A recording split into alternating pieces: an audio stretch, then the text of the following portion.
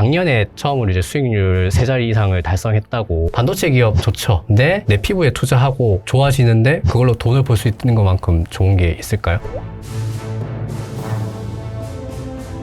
안녕하세요. 네, 반갑습니다. 안녕하세요. 네. 세무사님한테 세무 상담은 정말 많이 올 텐데 네네. 이것까지 세무 상담할 필요 있어라고 생각하실 대표적이 상속세층이었어요. 진짜 뭐 그 부자들이나 고민하는 거 아니야라고들 생각하시지 않나요? 최근에도 이제 사실 그 홍라희 관장님께서 뭐 2조의 이제 뭐 그쵸. 주식 매각을 해서 삼성과 네, 삼성과 이제 상속세 연부연납을 끝내셨죠. 네. 이제 그런 뉴스들을 많이 접하니까 이건 뭐 내일이 아니다. 근데 이제 최근에 제가 이 얘기를 많이 드려요. 제 친구랑 커피숍에 있었어요. 그래서 이제 친구가 상속세 그런 거 많이 걷어야 돼. 나라가 힘들잖아요. 부자들한테 걷어야지. 그런 말씀들 많이 하세요. 네. 예. 그래서 제가 곰곰이 듣다가 너희 아버지 그 아파트 한 채 있으시잖아. 주소 어디지? 해서 바로 이렇게 휴대폰 켜서 시가 계산을 간단해서 우리나라는 참 네. 잘 돼요. 그래서 세금을 딱 말해줬어요. 근데 그 친구가 많이 놀라더라고요. 왜냐하면 자기는 당연히 상속세를 안 낸다고 생각했더라고요. 근데 그 친구가 한 2억 8천 나왔어요.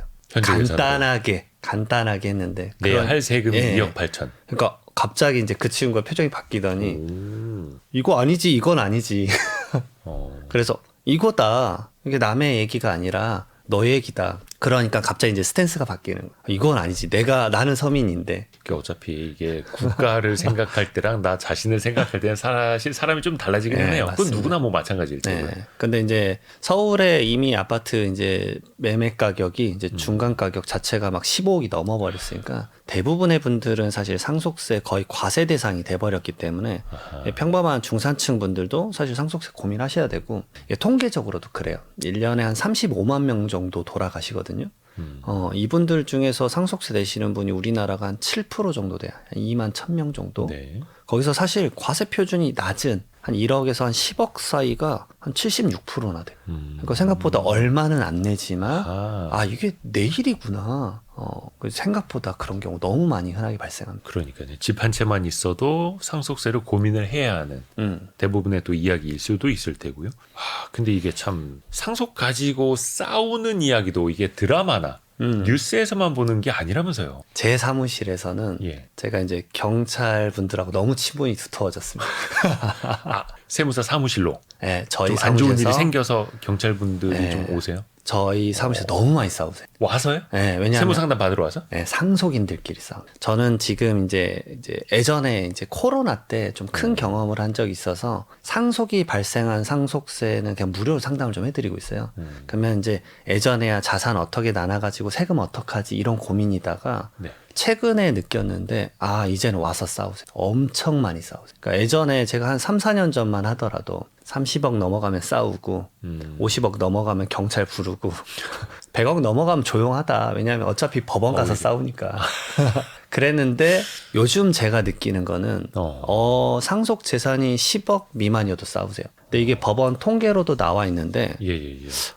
놀랍겠지만 1억 가지고 소송에서 싸우는 게 한 7, 80% 이상입니다. 거기다가 오히려 소액이 더 많아요. 네, 2천만 원 가지고 싸우는 게 51%예요. 되게 놀랍지만 근데 제가 그거를 이제 상담을 많이 하다 보니까 제가 개인적으로 느낀 건데 상속은 이 감정 세금인 것 같아요. 감정. 네, 그러니까 재산의 배분도 사실상 감정이 기입되니까 돈의 액수가 떠나서 오빠는 예전에 많이 가져갔었는데 언제까지 엄마는 장난편만 들 거야. 이런 뉘앙스로 싸우는 것도 있고요. 그다음 제가 개인적으로 좀 느꼈는데 우리나라 상속이 80대 이상 분들이 한 50% 이상이시고 돌아가신 분들이 70대 이상이 70%가 넘어요. 한 78%? 그럼 그 상속인 분들 나이가 50대가 많아요. 근데 이제 곰곰이 봤는데 50대 분들이 그때 본인의 인생에서 첫 번째 직장을 잃었을 타이밍이더라고요. 또 자녀들은 장성하고 맞습니다. 시집장가 보내줘야 하고. 맞습니다. 그러니까 밑으로는 캥거루족인 자녀들이 있고 위로는 부모 봉양을 해야 되는데 나는 직업을 잃은 상태라 이게 마지막 나의 재산 형성이구나. 희망. 예. 마지막 희망. 그래서 좀 민감하게 더 많이 싸우세요. 근데 그 싸우는 상대방이 거의 다 형제일 거 아니에요? 형제자매. 맞습니다. 형제입니다. 그래서 이걸 대화로 좀 잘 풀었으면 좋겠는데 대화가 좀 안 될 때도 많고. 그래서 소액 때문에 형제 사이에 소송 가고. 네. 그래서 저는 개인적으로 이래 말씀드립니다. 지금 명절이 곧 앞서 있지 않습니까? 네네. 첫 번째로 명절 전에 본인의 이제 재산 관련된 거, 이제 혹시 부모님이다 그럼 부모님 재산 관련돼서 상속세는 얼마나 하고 어떻게 나눠 가지면 좋을지 생각보다 상당히 많으세요. 저는 그걸 권해드린 이유가 시뮬레이션 해보라고요. 네, 맞습니다. 그리고 이제 두 번째로는 이게 예를 들어서 형제가 3명이다, 자녀가 3명인데 한 명만 부모님에게 말하면 부모님은 너 벌써 내 재산 노리냐? 그리고 이제 다른 형제들은 형은 벌써 준비를 했구나. 딴 생각하고 있네. 뭐 이렇게 되게 불쾌하더라고요. 그렇죠. 그래서 같이 상담 받으시고 3명이 동시에 부모님에게 얘기 나누시면 안 싸워요. 차라리. 네, 그러니까 그래서- 사전적인 합의부터. 네, 그 작업부터 하는데 그게 제일 좋은 게 명절인 것 같아요. 그러니까 그게 이제 저를 주세요가 아니라 네. 훗날을 대비해서 뭐 10년, 20년, 30년 더 사셔야겠지만 지금 한번 시뮬레이션이라도 해봅시다. 맞습니다. 가하 계산이라도 해봅시다라고요. 그게 또 중요한 이유가 우리나라 상속의 재산의 일반적인 분들의 대부분의 80%가 부동산입니다. 거의 그렇죠. 그러니까 상속세는 5억 내야 되는데 부동산은 유동성이 확보가 안 되니까. 팔기도 쉽지 않고. 예, 예를 들어서 뭐 주식이나 뭐 이런 형태면 바로 팔아서 세금 내면 되는데 그럼 부동산 이거 주택 대부분인데 이거 어떻게 나눠 가질 거냐. 덩어리는 막 20억짜리인데 그러니까 미리 얘기를 좀 많이 나누셔야 돼요. 준비가 필요하다. 네네. 또 마음의 준비도 그렇고 형제 사이에도 그게 가족 사이에 법원 가는 길이 또 미리 예방할 수 있는 맞습니다. 방법이고요. 근데 일단은 금액으로 보면은 서울에 집 한 채만 있어도 혹은 경기도에 집 한 채만 있어도 상속세 이제 대상이 되는 그런 시대인데 그래서 이 상속세 제도를 좀 개편해야 한다? 혹은 뭐 비과세 한도라도 높여야 된다? 네. 이런 이야기 많이 나왔고 대통령도 관련된 발언을 한 걸로 알고 있거든요. 네. 근데 실질적으로는 지금 진전은 안 되고 있고. 그러니까 이재명 대통령 이제 취임 이후에 이제 100일 기자회견 때 집 한 채로 상속세 때문에 집을 파는 것은 너무 이제 과도한 처사다라고 해서 팔아서 세금 내야 되니까. 예, 그게 이제 실질적으로 많이 펼쳐지고 있었으니까. 그래서 이제 그것을 개편해야 될 것 같다 그래서 그때 이제 급물살을 타고 이제 의원 입법으로 사실 국회에 올라가기까지 했었습니다. 네. 근데 이제 조세 소위에서 결국은 안 됐어요. 아직은 아니다. 예. 그래서 이제 저는 당연히 될 줄 알았거든요. 그러니까 사실 미리 사전을 상속 준비하시는 분들이 많으세요. 왜냐하면 세금 개편이라는 게 1월 1일부터 시작할 때가 많으니까 네. 26년 그래도 이제 지금 26년이 됐지만 그 당시에 이제 저희 아버지 담당 의사분이 그래도 내년 뭐 상반기엔 준비하시라고 했다 그러면 제가 이제 상담을 할 때 이제 공제 액수가 뭐 일괄 공제 5억 원이 이제 뭐 7억 원으로 그다음 배우자 공제가 최소가 5억 원이 10억 원으로 해서 17억 원으로 개편이 될 것 같다. 이건 대통령도 말했고 이제 의원 입법도 됐으니까 이건 긍정적으로 좀 보고 있다. 근데 이게 안 됐어요. 그래서 이제 그분들이 많이 허탈하셨죠. 그때 이 입법을 할 때 항상 적혀 있는 멘트가 뭐냐면 물가 상승률이 이게 지금 28년째 개편이 안 되고 있거든요. 그러니까 그 상속세 공제 한도 10억 맞습니다. 원이요. 예. 28년째 10억 원이에요. 예, 28년째 일괄 공제 5억, 배우자 상속 공제 5억 원입니다. 그러니까 물가 상승률 반영해서 뭐 집값은 2점 몇 배 올랐고 모든 물가가 2배 이상 올랐다. 아하. 그러니까 이것도 좀 따라가야 되겠다라 해서 이제 입법을 했었는데 사실상 그게 이제 반영이 안 되니까 좀 안타깝긴 하더라고요. 그러니까 최소한 물가 상승률만큼이라도 공제 한도를 올리면 20몇 억은 될 텐데. 맞습니다. 근데 결국에는 이제 세수 문제, 맞습니다. 또 뭐 부자 감세 아니냐는 이 프레임, 맞습니다. 이 좀 허들이 높았던 거 아니에요? 그 개편으로 인해서 세수가 손실되는 게 뭐 엄청난 액수냐라고 하면은 그렇진 않아요. 사실 한 6천억 정도인데 그럼 엄청 큰 돈 아니냐라고 할 수 있는데 1년에 거치는 세수가 350조 정도다. 네. 그러니까 예산은 한 740조고 매년 한 350조가 세수로 거치는 건데 거기서 6천억이 과연 엄청난 뭐 부자 감세나 많은 세금일까? 이제 그 낮은 구간에 속해 있으신 분들이 너무 많은데 그분들이 이제 갑자기 너무 거액의 세금을 내니까. 그러니까 상속인 분들이 직장인이면 당황해하세요. 왜냐하면 연말정산으로 본인은 이제 세금을 가장 많이 내봤던 게 뭐 300, 400만 원 이런 건데 갑자기 이제 5천에서 1억 내라고 하니까 그렇죠. 이게 직장인 같은 경우에는 연말정산 이후에 뭐 13월에 월급이라고 해서 한 50만 원 환급 받는 것도 되게 커 보이고 맞습니다. 100만 원 뱉어내야 하면 정말 막 배 아프고 한데 물론 이제 집을 물려받을 수는 있겠으나 갑자기 수억 원의 세금 맞습니다. 뭐 당연히 또 집을 팔아야 되겠고 형제끼리 또 나눠야 되겠고 이게 미리 또 준비를 해야 되겠고 하여튼 사회적으로는 조금 더 이제 상속세 개편에 대해서 더 머리를 맞댈 필요가 있겠네요. 근데 네. 유류분 공제도 이것도 안 됐잖아요 지난번. 뭐 유류분 해가지고 이제 상속 뭐 예를 들어서 상속인별로 받는 것만큼 뭐 내 상속을 내자라는 뭐 유산 취득세 개편도 있었는데 네. 그것도 여지없이 안 됐고 그 상황 공제도 안 되면 뭐 세율이나 나머지 개편은 사실 힘들 것 같습니다. 이건 좀 더 지켜보죠. 그러면 이제 우리 일상으로 한번 들어가 볼까요? 잘못 알고 있는 것들. 잘못해서 세금 폭탄을 받는 것도 네. 이제 있으니까 세무사님한테 이제 조언을 받아봐야죠. 효자가 상속세를 더 낼 수 있다라는 건 어떤 얘기예요? 제가 이제 불효자식 멘트를 하면 효도하면 상속세 쪽으로는 이제 오히려 세금이 커진다. 그러니까 이제 상속세랑 증여세 관련된 금융 습관에 관련된 문제인데 네네. 예를 들어서 우리가 이제 부모님이 이제 아프시거나 요즘은 사실 간병비가 사회적 문제가 됐죠. 많이 들어가죠. 예, 한국은행에서도 이제 통계를 내봤더니 월 간병비가 뭐 370만 원. 근데 그게 한 1, 2년 전이거든요. 지금 사실상 간병비 더 높습니다. 엄청나게 높아요. 예. 하나의 이제 엄청난 시니어 사업으로 자리 잡을 정도니까. 근데 이제 간병비랑 병원비랑 생활비 내주면 월에 뭐 합치면 뭐 500에서 뭐 1000까지 해버리니까. 물론 이제 여유가 되는 사람이나 그 보태줄 수 있지 않냐. 뭐 이렇게 말씀을 하시면 또 할 말 없지만. 근데 부모님을 위해서 그걸 지출하는 게 전혀 인정이 안 됩니다. 어차피 비용으로 인정이 안 된다. 네, 맞습니다. 어차피 이제 우리 상속세나 증여세법에 이제 비과세 항목으로 빠져버려. 반대의 개념으로는 똑같습니다. 왜냐하면 부모님들이 이제 자녀 부양해줄 때 네. 당연히 그런 것들을 막 증여로 보지 않듯이 아하. 예, 생활비를 증여로 보지 않듯이 이제 부모님을 우리가 부양해야 되는 상황에서도 마찬가지다. 그러면 1년에 간병비로만 수천만 원을 써도 그게 비용으로는 인정되지 않으니 네, 맞습니다. 그럼 어떻게 해야 돼요? 그래서 이제 오히려 제가 이런 말씀을 드려요. 네. 이거 간병비나 병원비 인정이 안 되는데 정말 조금 뭐 애석한 상황이지만 오히려 부모님에게 돈을 빌려드려라. 네. 빌려드리고 차용증을 쓰고 그걸 기록을 남겨라. 왜냐하면 그거는 부모님이 빌려가고 알아서 그걸로 일상생활 영위한 거니까. 그러니까 약간은 좀 해괴한 형태가 될 수도 있다. 예를 들어서 1년에 간병비로 한 5천만 원이 나가요. 그냥 내 생돈이 아니라 5천만 원을 부모님께 빌려드린 걸로 하고 차용증을 쓰고 맞습니다. 그 5천만 원으로 연간 간병비로 부담하면 네. 나중에 상속세가 됐든 증여세가 됐든 그렇죠. 유리해지는 거예요. 그런 부분을 이제 주장할 수가 있죠. 아버지가 사실 간병비만 쓴 게 아니라 다른 비용의 목적으로 돈이 필요하다 그래서 빌려줬다. 왜냐하면 부모 자식 간에 차용증 쓰는 건 아직도 어색한 그런 사실 상황이지만 그렇죠. 왜 어떤 어르신은 좀 경직된 사고 갖고 계시면 네가 나한테 5천만 원 주지도 않았는데 왜 차용증을 써야 돼? 이러실 수도 있을 것 같거든요. 네. 그래서 그 자금이 첫 번째로 많이 없고요, 사실은. 네, 유동성이 자녀분들 그리 많진 않아요. 두 번째로는 있으시면 오히려 빌려줘서 그것에 대한 이자를 받으면서 정말 빌려준 걸로 해라. 정말 빌려준 거다. 그래야지만 추후에 돌아가시면 채무로 인정받아서 상속재산을 낮출 수 있다. 그러니까 부모님이 그런 생활비를 당연히 지원받으면 부모님이 대부분 부동산을 갖고 있으니까 자산 가치는 계속 올라가거든. 그럼 상속세는 계속 눈덩이처럼 이제 불어난 상황이 되니까 약간의 해지라도 하려면 이런 형태밖에는 지금 할 게 없구나. 근데 그게 내가 간병비 쪽으로 부모님께 빌려드린 걸로 친다.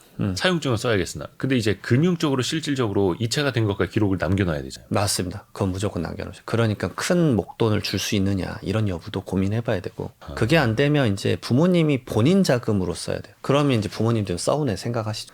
아니 내가 1억의 자녀들 대성시켜놨는데 아니 무슨 간병비나 병원비나 나한테 생활비 내라고 하냐. 용돈도 못 받냐. 근데 그래야지만 부모님 재산이 줄어들죠. 부모님의 재산을 써야지만. 그래야 미래 상속세가 줄어드니까.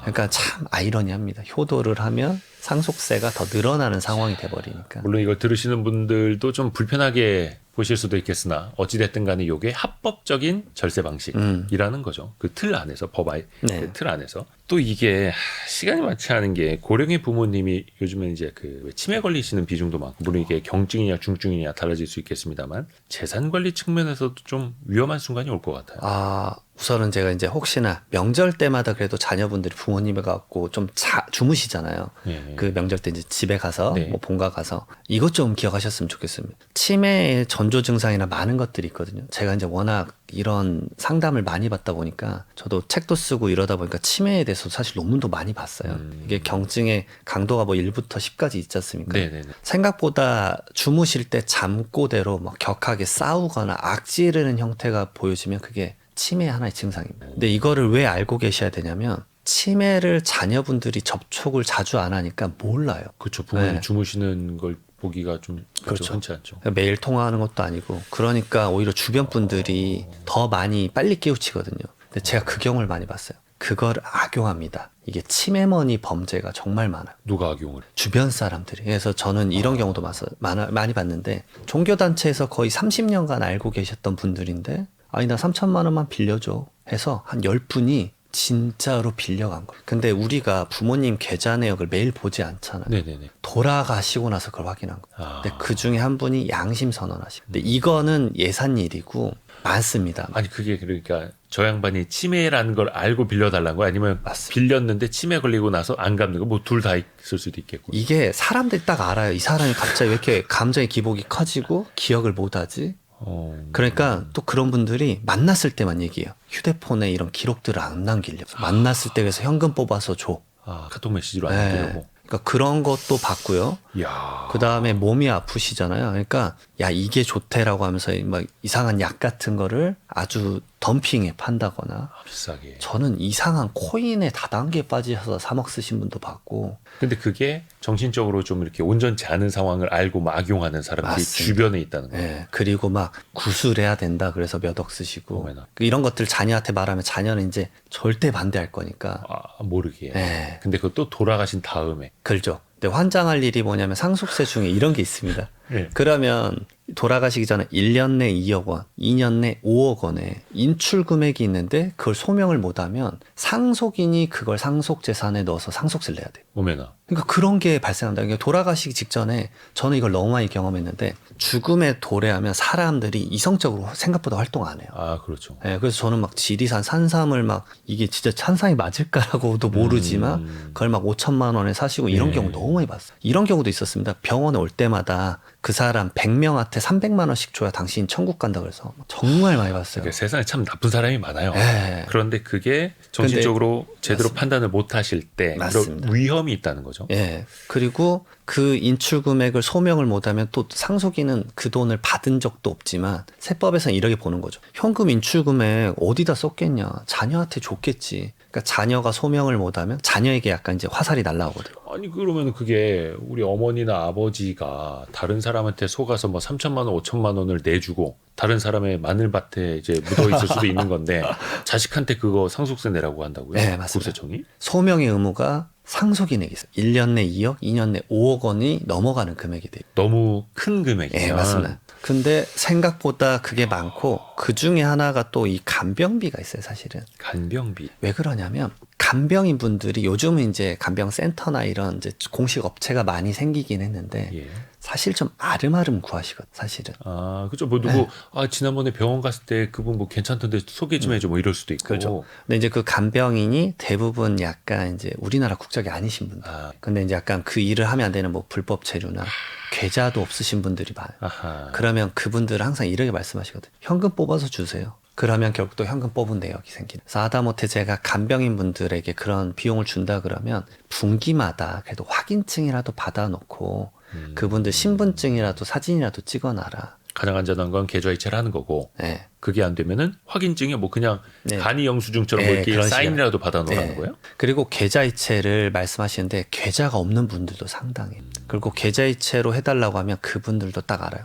그럼 나 걸리면 소득세 내지 않냐? 난 계좌를 안 받는. 무조건 현금 빼서 주. 그러면 계좌로 안 주면 우리 못 주겠다. 그러면 그분들은 그 다음 날에 안 나와요. 예, 수고하세요. 저는 현금 주는 대로 갈 네. 겁니다. 이렇게. 왜 이미 엄청난 그 간병의 그 세계가 수요와 공급이 좀 다릅니다. 예. 그러니까 공급이 달리니까. 예, 근데 맞습니다. 그래서 급한 대로 일단은 현금으로 드리는데 그랬다가는 이 돈에 대해서 출처를 이제 소명을 또 상속인이 해야 되니까 그래서 이런 거라도 최대한 남겨놔라. 그럼 확인증에는 그 상대방이 뭐 주민번호가 없겠구나. 그죠? 뭘 써야 돼요? 그래서 외국인 등록증을 찍어 놓는 경우. 아, 외국인 등록증이라도 네. 받아놔라. 네, 그러니까 사본으로. 예. 하여튼 이거는 나중에 그 외국인을 찾아서 국세청이 과세할지는 모르겠으나 일단 그 과세 덩어리가 나한테 오는 거는 방지하기 위해서라는 그렇죠. 거죠. 상속세율이 높으면 막 50%씩 하니까. 최소한의 대비네요. 예, 최소한의 이거는 대비. 진짜 저도 몰랐었고 이거 모르는 분들 많으실 텐데. 예. 그러니까 실무적으로 저는 이 업무만을 거의 아주 많이 하기 때문에 의외로 간병비에서 터지는 게 많네요. 예, 간병비가 많습니다. 생각보다 가액이 높고요. 병원비는 하다못해 병원에 가면 5년치 내역이 있거든요. 네. 그 개인정보 때문에 5년치밖에 보관을 못하지만 예. 돌아가시 직전 5년치라도 있으니. 맞습니다. 근데 간병비는 한 번 나가면 뭐 1, 2년 동안 매월 맞습니다. 수백만 원씩 네. 이렇게 그러니까 그게 이제 포착이 안 될 때가 많아. 그러니까 좀 극단적인 얘기를 말씀을 드렸지만 간병비는 사실 일상적이더라고요, 이제. 그래서 이 부분에 대해서 어느 정도 챙기셨으면 좋겠다고 제가 많이 말씀드리고 있습니다. 또 이번에는 부모가 자식에게 주는 증여세 한번 좀 생각을 해볼까요? 일단 부모님의 카드라든지 부모님의 지원을 받아서 생활하는 청소년뿐만 아니라 이제 네. 성인들도 있지 않습니까? 이거는 어디까지가 괜찮은 겁니까? 간단합니다. 이 지원을 받는 분이 경제적 활동을 하냐 안 하냐 차이예요. 왜냐하면 제가 이제 사실 그 어떤 아이돌 분들도 고객으로 있으신데 오. 그분은 형이죠. 저보다 돈을 많이 버시니까. 형님이라고 부르고 싶은데 돈 항상 많으면 형님. 예, 뭐 그런 상황인데 그분은 이제 생활비를 받으시면 안 되죠. 왜냐하면 이제 그쵸, 수익이 당연하죠. 너무 높으니까. 그러니까 나이가 중요하지 않다. 아, 결국은 소득을 버냐 안 버냐, 피부양의 이제 그런 의무에 있느냐 없느냐 요 차이고요. 그리고 이제 엄카 찬스 뭐 이런 거 잡아내겠냐라고 하시는데 최근에 이제 12월 4일 날 이미 보도 자료에 나왔습니다. 그래서 그때 증여세 세무조사를 했는데 뭐 이런 경우예요. 자녀가 돈을 막 연끌을 해서 부동산을 산 겁니다. 네네. 그러면 대출 이자가 막 장난이 아닐 거잖아요. 그러면 이제 세전 급여가 한 5천만 원이다. 그러면 너 그거 1원도 쓰지 말고 모아서 대출 금리 갚아. 대신에 생활비는 엄마 카드 써. 근데 첫 번째 케이스가 그걸 잡아냈어. 어떻게 잡아내요? 국세청이 그걸? 생각보다 쉽습니다. 쉬워요? 그러니까 많은 분들이 이제 얘 뭐 엄마 카드 쓴 것까지 어떻게 알아? 근데 이제 첫 번째로 이런 거죠. 엄마는 예를 들어서 부산에 사세요. 자녀는 여의도에 있어요. 근데 엄마 카드가 여의도에서 막 결제가 돼요. 우리나라 카드는 개인 정보가 없습니다. 예, 뭐 편의점, 여의도점 다 나오잖아요.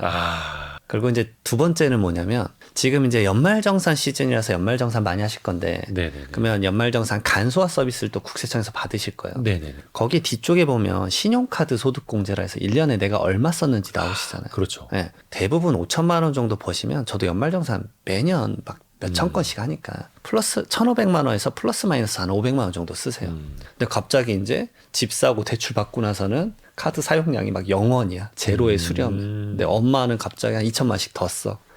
뭘까? 이런 이제 퀘스천을 가지는 거죠. 근데 이제 잡힌 케이스는 사실 좀 과도했어요. 제가 지금 좀 극단적으로 말씀드렸지만 그 엄마 카드로 또 금괴도 사고 뭐도 사고 그래서 자산을 더 축적을 한 케이스입니다. 엄마의 비용으로 나의 자산을. 네. 그러니까 생활비는 당연하고 거기다가 이제 좀 과도하게 너무 나갔네요. 네, 금괴 그다음에 막 해외 여행 그런 걸 쓴 거예요. 그러니까 좀 과도하게 써서 잡힌 케이스가 근데 진짜 세무조사의 첫 번째 케이스. 이제 그거를 이제 보도 자료로 내보내거든요. 그러니까 국세청이 딱 보여주기 식으로 하는 거죠. 네, 그걸 이런 이제 케이스 조심하시라고. 네, 그걸 이제 10월 15일 부동산 대책 때부터 하겠다라고 이미 말을 했었고 근데 그게 꼭 부동산 대책하고 맞물립니다. 맞물립니다. 대부분 이제 증여세 조사의 네. 태반은 부동산과 연계된 게 많다. 그게 또 거기에서 큰 덩어리가 나오니까. 맞습니다. 그러면은 일단은 금액적으로도 그렇고 횟수도 그렇고. 맞습니다. 요게 또 이제 반복이 되고 커지면은 조심해야 되겠다. 맞습니다. 근데 아마 대부분의 이 방송을 보시거나 이제 들으시는 분들 그 생각하실 거예요. 아니 나는 뭐 생활비 받아서 써도 혹은 생활비 들여도 세무서에서 전화 한 통 받아본 적 없고 내 주변에도 세무서에서 연락받은 사람은 거의 없는데 맞아요. 뭐 맨날 유튜브 보고 방송 보고 뭘 조심하라는 거냐 이렇게 생각하실 수도 있거든요. 그렇죠. 공포 마케팅이다. 네. 이러실 수 있는데 상속을 경험하면 그 말을 한 번도 절대 말씀 못 드려요. 하기사 상속이라는 게 네. 살면서 뭐 한 번 뭐 네. 정도 이제 겪는 거니까. 그렇죠. 근데 뭐 좀 더 말씀드리면 저는 이제 1년에 거의 상속세 그 무료 상담만 몇백 건을 하기 때문에 그리고 이제 조사를 많이 하다 보니까 예. 제가 극단적 얘기를 말씀드리면 우선 돌아가시면 우리나라 법에 그게 있습니다. 사전 증여 재산을 이제 상속 재산에 얹게 되어 있어요. 그러니까 돌아가셨을 때는 뭐 예를 들어 20억이 있다. 근데 알고 봤더니 이분이 10년간 상속인에게 증여한 내역이 있다. 그다음에 상속인 이외의 의자는 5년입니다. 네. 그래서 상속인은 대표적으로 배우자랑 자녀. 네. 그다음 상속인 이외의 의자로는 이제 손주, 사위, 며느리, 형제. 그리고 나오면 안 되는 분이 한 분 있는데 뭐 내연 여대연 나오면 안 되고 뭐 이런 분들이 얹어져요. 그러니까 돌아가셨을 때는 20억인데 그 동안에 배우자나 자녀에게 준 게 뭐 10억이 있었다. 그럼 이걸 얹어서 30억으로 계산합니다. 과세 표준이 커지는 거예요. 네. 그러니까 사전 증여를 했다라고 해서 뭔가 세금을 더 절세하고 이게 안 될 수 있는 거예요. 네. 근데 이제 대부분은 뭐냐면 이런 식인 거예요. 자녀가 이번에 결혼했는데 전세자금 3억 원 정도 주자. 뭐 이런 거 잡겠어? 그래서 제가 말씀드려요. 처음에 안 잡을 수 있다. 근데 네. 건강하셔라 제발. 이 10년 이내에 돌아가시면 계좌 내역이 포착이 돼서 그게 이제 추징이 일어난다. 그러면 먼저 이겁니다. 그 당시 시점에 증여세나 이런 거 안 내지 않았냐. 네. 그러니까 제가 이런 케이스가 있었어요. 9년 11개월 28일 전에 3억 원 증여한 게 포착됐어요. 과세관청에서 간단해요. 10년치 야. 계좌를 그냥 칼같이 봅니다. 모든 계좌 내역. 그게 돌아가시기 10년 전 거까지. 예, 딱 일할 계산해서 딱 10년간. 그래서 제가 그래서 와 3일만 건강하게 지내셨으면. 아니 이거는 아주 그냥 희귀한 케이스를 보신 건데 네. 근데 10년 계좌를 다 보게 되어 있어요. 무조건 봐요. 돌아가시기 그러니까 상속하기 10년 전에 사전 증여까지도. 네. 그래서 그때 3억 원에 대한 이제 증여를 했는데 그 당시에 안 냈던 증여세가 뭐 4천만 원. 근데 여기에 가산세가 한 120%가 붙어요. 그러니까 신고랑 뭐 납부에 대한 거. 아, 요게 뭐 우선 한 9천만 원이고 10년치의 가산세요? 네. 그거 엄청 센데. 네, 거의 100%가 넘죠. 그리고 이제 이 3억을 또 얹어서 상속세를 또 내는 겁니다. 그래서 한 2억 3천만 원 정도 내셨어요. 근데 이게 가산세라는 게 뉴스에서 보면 나쁜 짓 한 사람, 탈세한 사람들이 무는 걸로 생각하실 수 있겠지만 몰라서 맞습니다. 헷갈려서 내게 되면 진짜 그것만큼 억울한 거 없잖아요. 억울하고 아깝죠. 근데 이제 이 정도 가지고 그러니까 살아생전에 주더라도 안 걸릴 때도 있는데 대부분은 이제 부동산 관련되면 좀 많이 잡을 수 있다. 이게 첫 번째고 그다음에 하나 더 극단적 사례를 또 말씀드리면 최근에 제가 또 이제 조사했었던 케이스인데 손녀에게 네.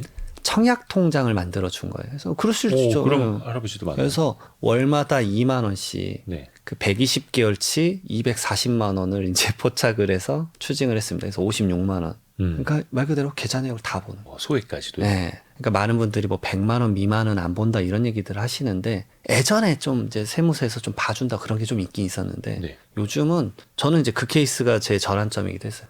손녀에게 2만 원 준 것도 포착하는구나. 아니 그게 포착이라기보다는 어디 쭉 이제 내역을 뽑아보면 그 엑셀의 한 칸에는 있겠으나 그것 때문에 뭐 이렇게 세금적으로 문제가 생기고 그럴 수도 있는 거예요. 그렇죠. 어쨌든 10년간 손녀의 자산 형성을 이루고 아, 네. 그 누적되어서 누적돼서. 반복 누적. 그러니까 이게 가랑비에 옷 젖는다고 계속적으로 주다 보면 이게 아주 무섭습니다. 그러면 그걸 다 모아서 네. 합산을 해서 네. 세금 내라고 하는 거예요. 그러니까 상속이 펼쳐지면 갑자기 이제 과거의 모든 내가 이렇게나 받았었나 아빠한테? 그러니까 대부분의 상속인분들 미팅하면 우리 아버지는 주신 것도 없어요. 뭐. 절대 준 것도 없어요. 근데 실제 열어보면 달라질 수 있다. 아빠 나한테 이렇게 많이 줬었나? 그러니까 용돈은 말 그대로 용돈으로 쓰는 정도로만 막 이렇게 생각을 해야 되는 거네. 자산 형성으로 이어지면 안 된다. 네. 반복적으로. 그리고 이제 상속이 일어나면 사실 용돈이라고 줬다고 하더라도 받지 않았냐 그래서 이제 증여로 오해받는 경우가 많아요. 결국 상속세 조사는 그래서 좀 타이트하다. 이걸 좀 경험을 안 하신 분들은 뭐 하겠어라고 하지만 경험을 하시면 좀 스트레스가 강합니다. 그 왜 아까 잠깐 자녀가 집 살 때 혹은 전세금 뭐 도와주는 것도 이야기를 했습니다만 우리 주변에서 정말 많이 있는 일이잖아요. 그것도 집은 못 사주니까 전세금의 일부라도 보전해 주자. 어차피 나중에 뭐 죽어서 자식 줄 거 미리 떼서 좀 주자라고 네. 하시는 분들도 있을 텐데 맞죠. 이건 어떻게 대비를 해야 됩니까? 이거 할 때 제가 또 이 케이스를 말씀드립니다. 이제 그러면 이제 이것도 걸릴까봐. 그러면 이제 저는 이제 이걸 보면서 부모님의 진짜 사랑이 끝이 없다, 진짜. 정말 끝이 없다. 네. 하루에 ATM에서 뽑을 수 있는 게 600만 원 뽑을 수 있어요. 한 번에 100만 원씩 6번 뽑아서. 네. 이분이 165일간 뽑아서 9억 9천만 원을 주셨어요. 왜냐? 계좌이체를 해서 주면 걸릴까봐. 아니 ATM기로 뽑는 것도 기록에 남지 않나요? 근데 이제 현금 인출만 있지 이거 어디다 쓴지는 모르니까. 쓴 데는 안 나오니까 네. 165일 연속이요? 네. 그래서 요즘은 이거 안 됩니다. 왜냐하면 한 3일쯤 연속으로 뽑고 있으면 옆에 이제 경찰분이 서 계실 거예요. 왜냐하면 보이스피싱 인출책으로 오해받습니다. 네. 아니 근데 그렇게 100일 넘게 인출하신 노력도 참 대단하신데 그게 증여세를 아끼려고 그랬던 거예요? 이게 안 걸리길 바라는 마음에 했었는데 고가 전세인데 자녀가 이제 그걸로 그럼 전세를 딱 이제 말 그대로 계약을 했지 않습니까? 근데 PCI 기법이라고 해서 P는 이제 프로퍼티라고 자산 증가, 뭐 한 10억 정도가 증가됐고 플러스 C는 이제 컨섬션, 소비. 그래서 자녀가 5년간 한 2억 정도 썼다. 네. 근데 마이너스 I는 이제 인컴, 소득. 근데 5년간 봤더니 한 4억 벌었네. 그러면 이 8억은 도대체 어디서 난 거야? 라고 해서 이 부동산 취득할 때만 어떤 조사가 있다고 생각하시는데 증여세 조사가 네. 그게 아니라 이런 상황에서도 펼쳐질 수 있다. 사실 우리가 이제 일반적인 생활에서 거액의 자금을 쓰는 건 대부분 부동산 관련입니다. 이 전세도 한번. 결국은 부동산과 관련이니까. 그래서 이런 식으로 이제 잡아내는 것도 있고요. 요즘은 좀 더 업그레이드가 됐습니다. 그러니까 요즘은 어떻게 하냐면, 그 나오는 증여세까지 아빠가 대줄게. 그러면 깔끔하잖아요. 세금까지 얹어서 증여해서. 네. 뭐 얹어서 또 증여세가 나오거든요. 그러면 그럼 이게 무슨 조사가 일어날 수 있지? 라고 생각하실 수 있는데 네. 그렇지 않습니다. 이 증여자, 준 사람을 조사를 해요. 그 돈은 또 어디서 네, 나셨습니까? 맞습니다. 끝이 없네. 그래서 이제 이번에 이것도 12월 4일 날 세무조사 케이스인데 이런 거 할 때 항상 의사분들이 나와요. 그래서 거기 이제 보도자료에는 산부인과 의사와 성형외과 의사가 본인들이 이제 거액의 자금으로 이제 미성년자 자녀에게 주택을 증여를 했다. 근데 뭐 이런 식일 거예요. 뭐 10년간 번 돈이 소득 포착이 50억인데 어떻게 300억을 가지고 그 중에 일부를 증여를 했느냐.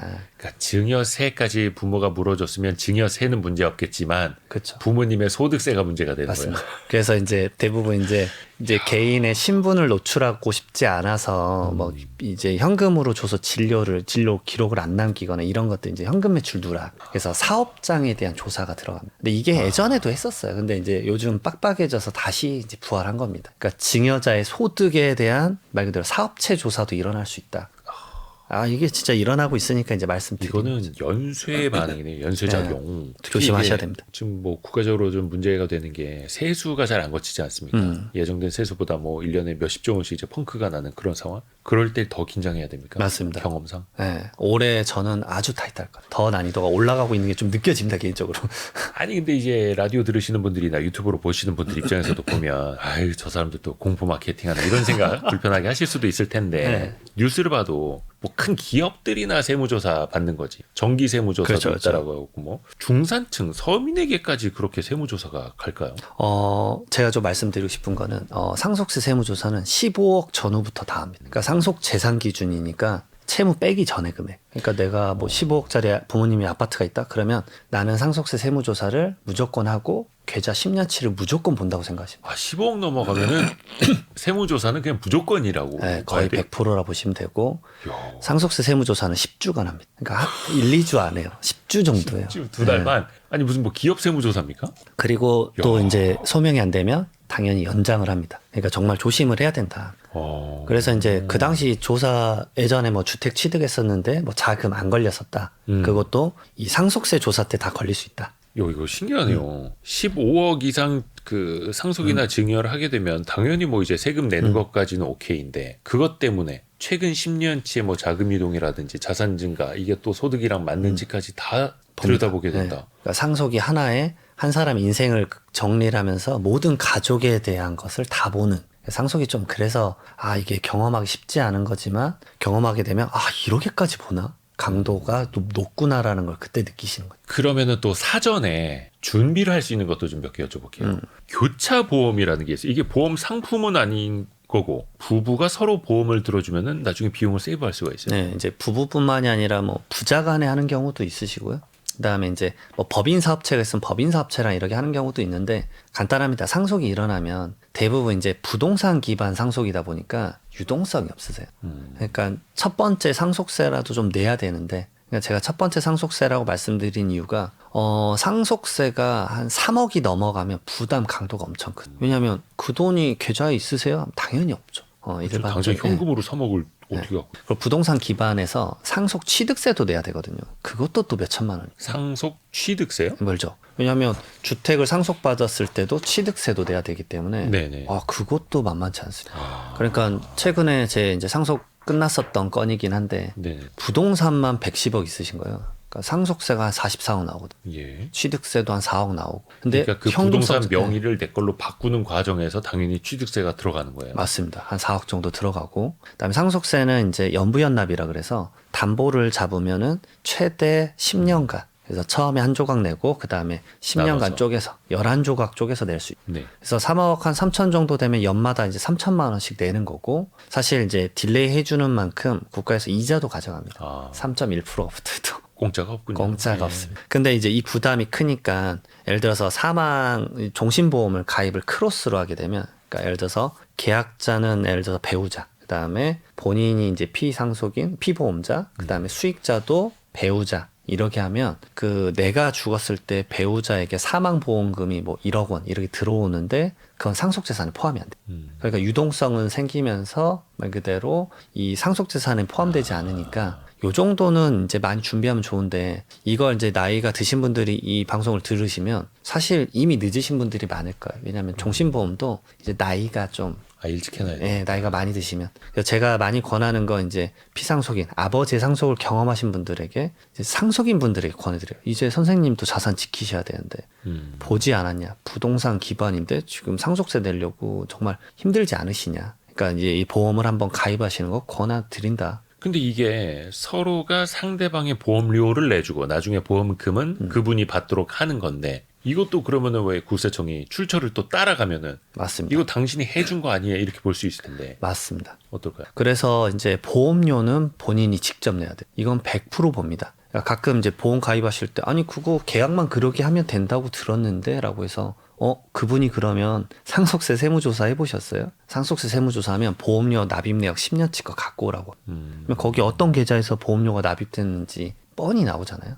그러면 이게 막상 이제 배우자가 가입을 해가지고 배우자가 보험료를 내야 되는데 뭐 이게 아내라고 하면 네. 근데 남편이 남편 자금으로 내고 있으면 이건 1원도 인정 못 받고 다 상속재산에 얹어져 버립니다. 아하. 그러면 오히려 상속세만 내고 그다음에 남은 금액에 대해서 유동성만 확보하는 거라. 그럼 어떻게 보면 그거네요. 그 수익자만 내가 증여해주고 싶은 사람으로 해놓는 그런 방식이랑 맞아요. 똑같은 거예요. 그것만 형태가 돼버리니까 결국 유동성을 가지고 있는 그래서 자녀가 좀 적합할 수 있겠다. 자녀가 경제적 활동을 한다 그러면 그런 방법도 있네. 또 하나가 아까 그 가족끼리 진짜 법원까지 가는 사례들도 말씀해 주셨는데 제일 복잡한 사례는 그거예요. 부모님을 누가 모셨으니 맞습니다. 그 사람이 한 푼이라도 더 받아야 된다. 근데 그래도 내가 장남이다. 나중에는 내가 제사 지낼 건데 이런 걸로 많이 부딪히지 않나요?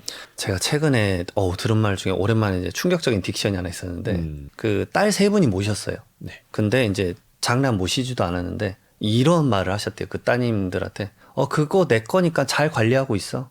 너무 충격적이었어. 내가 장남이니까. 그거 어차피 내 거야. 내 거니까 잘 관리하고 있어. 내가 한국 들어가면 내가 알아서 정리할 거야. 그래서 이분이 지금 싸움의 전초전을 열고 계시구나라는 생각이 들었는데 안 그래도 이거 12월 말일자로 해서 지금 이제 이 민법을 바꾸려고 하고 있습니다. 상속법을 좀 바꾸려고 하고 있는 상황인데 네. 말 그대로 상속권에 대한 이제 말 그대로 상실제도, 그러니까 직계 존속이나 이 상황만 포함됐었는데 이제 직계 비속이랑 배우자까지 포함해서 이 사람이 어떤 것도 기여하지 않았고 부당한 대우 이런 것들 하면 상속권을 상실시키겠다. 요게 이제 입법이 될 것 같아요. 예전에 뭐 연예인 네, 사례에서도 맞습니다. 돌아가시고 난 다음에 갑자기 연락 없던 사람이 나타나서 내가 친권자니 나한테 돈을 달라 막 이렇게 주장했던 사람. 맞습니다. 그러니까 그런 일이 없게 그러면은 돌아가시기 전이 돼야 되나? 그러니까 그분이 예를 들어서 저 불효 자식한테 내가 한 푼도 주기 싫다라고 하면 안 줄 수 있다라는 거예요. 그래서 그것에 대해서 그 사람이 기여를 주장해야 되지만 없다라고 한다면 상실권. 근데 이제 그게 너무 과도했었을 때인데 요거는 실제 법이 입법되고 이제 법원의 판결이 좀 나와봐야 되겠다는 생각이 들더라고요. 어느 그렇죠. 정도의 강도를 볼 것이냐. 그 사이에서 많이 다툴 것 네. 같은데요. 그리고 아까 말씀 주셨던 이제 기여분을 유류분보다 우선하겠다라고 이번에 또 법이 바뀔 거예요. 어떤 말이죠, 그게? 그러니까 말 그대로 이제 유류분이라 그래서 이제 법정 상속 지분의 절반 정도는 무조건 받을 수 있다라고 법에서 정해 놓으니까 아니 뭐 내가 뭐 아무것도 안 했어도 그냥 자식이니까. 네. 네. 근데 그걸 계산하기 전에 기여분부터 먼저 계산하겠다. 말 그대로 따님들이 어떤 돈을 지출해서 막 모셨어요. 그러면 야 그거 먼저 인정을 다 해주고 나머지를 유류분으로 인정해주자. 이제 이게 제가 봤을 때 합리적인 것 같아요. 그러면 예를 들어서 30년 동안 용돈 들인 계좌이체 내역. 맞습니다. 그거는 뭐 또 입증을 해야 되겠고 아니면 나는 돈으로는 많이 도와드리지 못했지만 매일매일 전화를 드렸다. 30년 동안에요.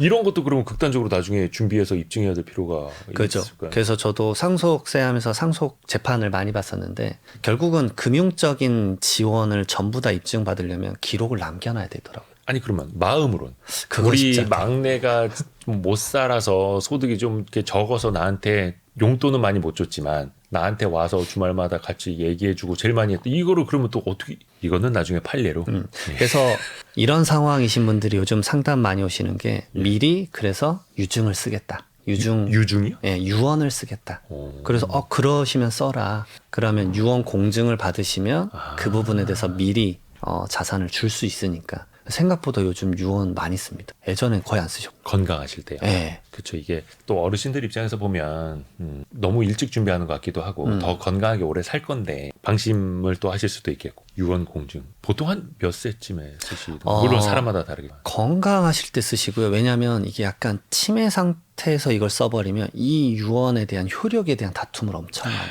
또 네. 그 옛날에 롯데가 맞습니다. 사람들처럼 그래서 이제 왜냐하면 이 치매라는 게 보니까 45세부터 진단을 받더라고요. 그러니까 이제 건강의 상태에 따라서 고민하시는 분들이 미리 온다 그러면 저는 이제 말씀드려요. 이거 유언을 그럼 좀 쓰셔라. 아니면 지금 당장 아예 증여를 하던가 뭐 이런 얘기 할 때가 많이. 미리미리 준비해 놓으셔라. 맞습니다. 그래야 또 자식들도 더 잘해요. 맞습니다. 정말 잘합니다. 거기에다 밑에 이제 각주 달아놓으면 안 됩니까? 이거는 이제 이후에 향후 아이들의 상황에 따라서 달라질 수 있어. 맞습니다. 마지막 쓴 유언이 네. 효력이 있기 때문에 유언을 또 쓴다라는 그거를 의미를 항상 내포를 해라라고 제가 말씀드려요. 유언장 고쳤을 수 있다. 네. 저는 그거 말씀드려요. 아직 왜냐면 잉크 안 말랐다 맞습니다. 이런 겁니까? 네. 안 그러면 소홀하실 건데. 야, 맞아요. 맞아요. 제가 네. 그 말씀 많이 드려요.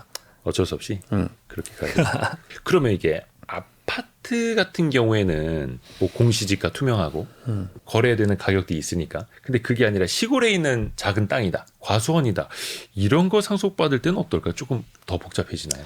우선은 이제 총 상속 재산가액이 얼마인지 보시고 배우자까지 있는데 10억 원 미만이다. 그러면 대부분 이게 뭐 기준 시가로 받고 끝내지 라고 생각을 하시는데 저는 이렇게 말씀드려요. 그것만 있다라고 정말 생각이 되면 가격을 최대한 올려놔라.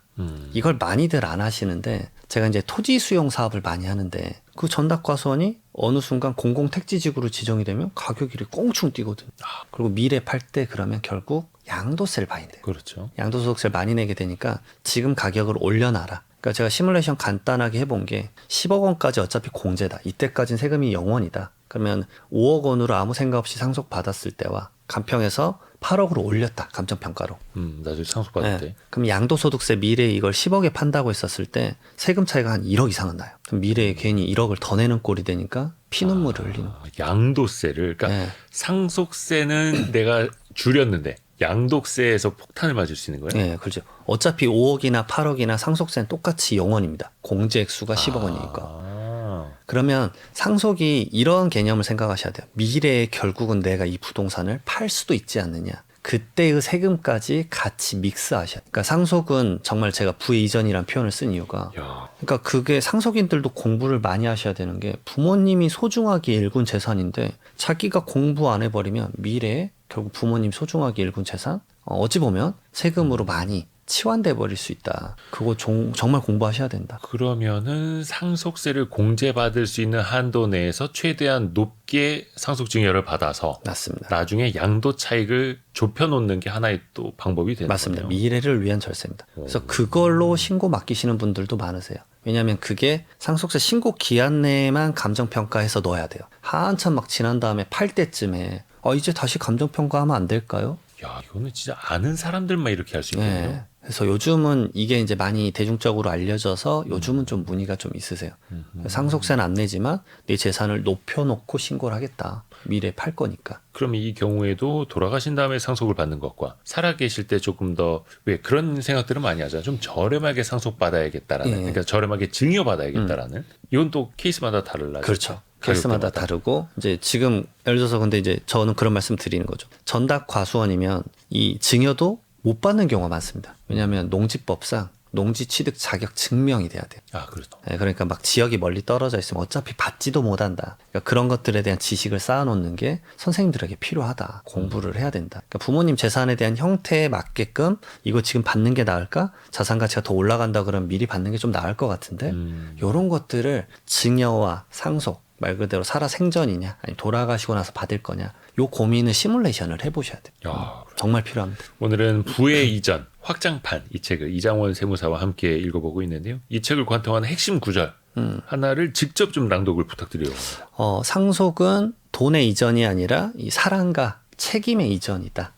사랑과 책임이요. 네. 저는 개인적으로는 이제 그런 느낌이에요. 이게 좀 경제적 느낌도 있는데 저는 아까도 초반에 말씀드렸지만 상속은 이 감성인 것 같아요. 가족 간의 일이거든요. 그러니까 말 그대로 내가 소득 벌어서 세금 내고 양도소득세도 내가 팔아서 세금 내고 이게 그냥 내가 의사결정만 하면 혼자서 심플하게 하면 되지만 상속은 가족이란 울타리 내에서 의사결정을 해야 되는 거라 이 무조건적인 세금에 대한 생각만 하시는 게 아니라 어떤 식으로 배분하고 그다음에 소중하게 부모님이 일궈냈던 자산을 어떻게 컨트롤할 것인가. 왜냐하면 이거 말씀할 때마다 제가 항상 드리는 말이 부자가 말 그대로 이거를 제대로 못 지키면 3대가 못 간다. 네.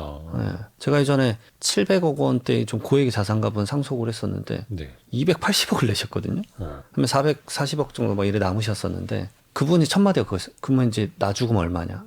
두세 대 더 지나서 3대가 딱 되니까 120억 남더라고요. 700억이요. 예. 그러니까 상속세가 그만큼 이제 좀 높은 세금이니까 지켜야 되는 방법에 대해서 상속인들도 같이 머리를 맞대고 해야 된다. 근데 이게 한 명의 일이 아니라 울타리로서. 그러니까 누가 막 상속재산에서 욕심부리다가 탈이 나버리면 이건 남이 되는 것도 있고 좀 쉽지 않다. 그러니까 물론 이제 어떤 분들은 국가도 어렵고 세수도 부족한데 그렇게 해서 다시 또 사회에 환원은 해야 하는 것 아니냐, 세수는 충족해야 하는 것 아니냐라고도 말씀하실 수 있겠으나 개개인적으로 보면은 이 자본주의 사회에서 개인의 또 사유재산을 또 어떻게 후대에게 물려줄 수 있을 것인가는 너무나 이제 본능에 가까운 이야기이기 때문에 물론 여기는 합법적인 틀 내에서 맞습니다. 법 테두리 내에서 고민을 같이 해보자라는 취지고요. 마지막으로 그 상속세 준비를 좀 언제부터 해야 합니까?라고 묻는다면 세무사님은 뭐라고 대답해줘요? 저는 가장 빠를수록 좋은 것 같아요. 왜냐하면 부동산 기반이시기 때문에 부동산 가치가 만약 계속 올라간다 그러면 조금만 늦으면 이제는 아예 주지도 못하겠네. 이제 많은 분들이 그냥 증여해주면 되지라고 이제 결정하시고 막상 세액 딱 들어보시면 못하겠네. 우리나라는 증여세도 수증자인 자녀가, 취득세도 자녀가 내야 되기 때문에 그 세금을 낼 능력이 안 되면은 주고 싶어도 못 줘요. 그러면 자산가치 계속 올라가고 미래 상속세는 더 커지니까 결국 그 부동산 팔아서 세금 내고 있다. 그런 상황이 펼쳐질 수 있기 때문에 최대한 빨리빨리 증여를 하고 뭐 10년 내에 증여하면 어차피 합쳐진다면서 그 말은 이제 계산법이 다를 수 있는데 지금 증여하면 10억이지만 돌아가셨을 때 시세가 50억이면 40억 정도에 대해서는 추가로 세금 내는 건 아니니까 미리 자산에 이전을 한 게 이득을 볼 수는 있겠죠. 그래야 오히려 사전 증여를 해놓고 부모님이 더 오래 건강하게 사실 맞습니다. 수 있도록 또 응원해 드릴 수 있고. 근데 딱 하나 더 있는 게 부모님의 재산이 한 덩어리로 크게 있다 그러면 저는 주지 말라고 합니다. 그러면 이제 갑자기 부모님에게 효도를 안 할 수도 있고 말 그대로 아직까지는 기득권을 좀 쥐고 계셔라. 그렇죠. 그것도 필요하죠. 근데 이제 분리해서 한 세너 가지의 이제 어떤 자산의 카테고리가 있다 그러면 한 두 가지는 나눠 주셔도 되지 않을까. 이런 식으로 말씀을 드립니다. 오늘 별책부록은 부의 이전 이정원 세무사와 함께 읽어봤습니다. 고맙습니다. 네, 감사합니다. 감사합니다.